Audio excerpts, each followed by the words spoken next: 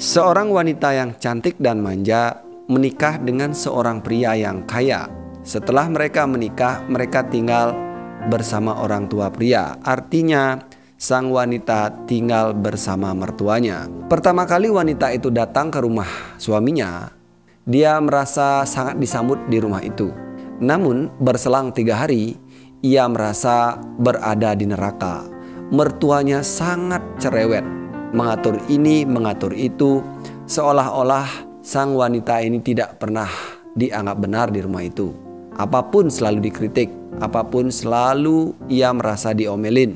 Bahkan cara merawat suami pun ia sering diomelin. Berselang beberapa tahun, wanita ini pun melahirkan seorang anak. Namun apa yang terjadi? Dia berpikir bahwa mertuanya akan memperlakukan ia seperti ibunya, memperlakukan dia, tetapi justru ia merasa terancam. Dia sering dikritik tentang cara merawat anak. Lagi-lagi ia merasa berada di neraka. Ia terus saja ingin pulang ke rumahnya bersama ibu yang menyayangi dia. Berselang beberapa tahun setelah anak kedua lahir, ia merasa semakin tidak tahan.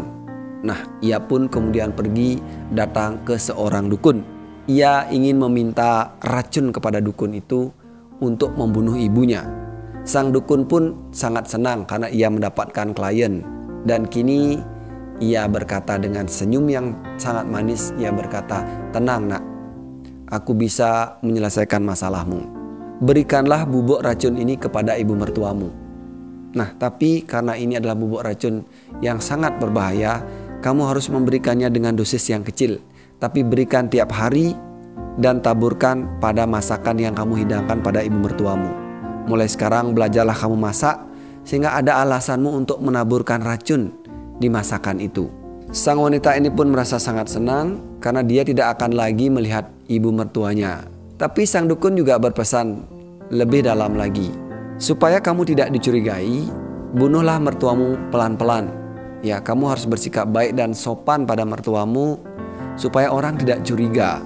Nah, karena obat ini akan berefek penyakit yang lambat, maka kamu harus bersabar. Lakukan segala sesuatu dengan sebaik mungkin, sehalus mungkin.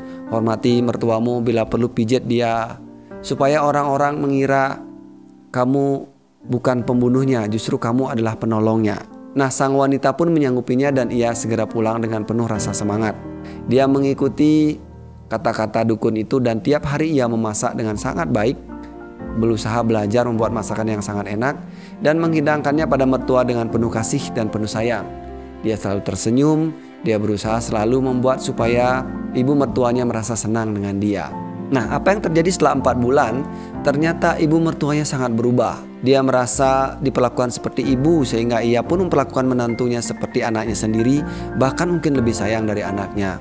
Dia selalu memuji-muji menantunya di depan teman-temannya. Dia selalu berusaha memperlakukan menantunya dengan penuh kasih sayang.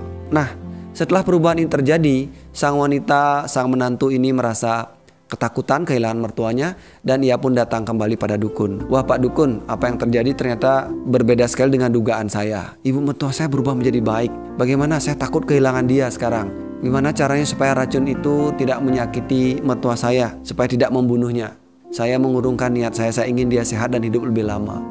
Nah, sang dukun pun tersenyum bahkan tertawa lebar. Nah, sebenarnya yang saya berikan bukanlah racun nak, itu adalah obat. Itu adalah vitamin yang akan menyehatkan ibu mertuamu. Racun yang sebenarnya adalah ada di pikiran dan di hatimu. Kamu disertai ketakutan dan kebencian untuk berhadapan dengan mertua, sehingga kamu merasa mertuamu sangat sulit untuk ditaklukkan. Maka dari itu, saat kamu memperlakukan mertuamu dengan baik, racun-racun sudah hilang. Kamu sudah memberikan kasih sayang pada mertuamu, sehingga apa yang terjadi mertuamu pun akan membalasnya dengan kasih sayang. Nah, pesan moral dari cerita ini adalah apa yang kita berikan pada orang lain, apa yang kita anggap pada orang lain itu akan menjadi suatu kenyataan. Jika kita menganggap orang lain itu jahat, maka dia akan jahat. Jika kita menganggap orang lain itu dan memperlakukan mereka dengan penuh kasih sayang, mereka akan perlakukan kita lebih baik dari apa yang kita berikan. Apa yang kita tanam, itu yang akan kita tuai. Jadi, jika Anda saat ini merasa keluarga, mertua, sahabat, teman Anda jahat pada Anda, coba ubah itu dalam pikiran Anda dulu, perbaiki ya, dan kemudian ubah perlakuan Anda pada dia, maka percayalah dia akan berubah.